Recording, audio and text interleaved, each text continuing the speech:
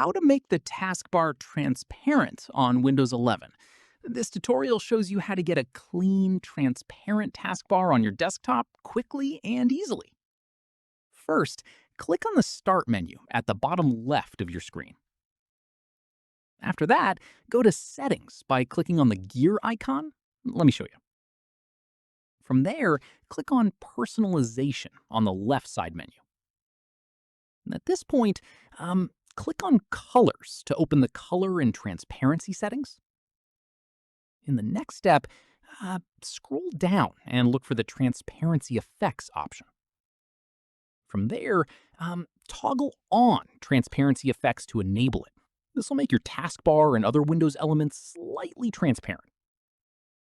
At this stage, go back to your desktop and check if the taskbar now has a transparent look.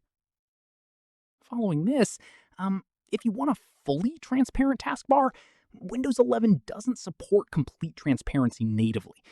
That's it. If this guide helped you make your taskbar transparent on Windows 11, give it a like, subscribe for more Windows tutorials, and tap the bell icon for updates. See you in the next one.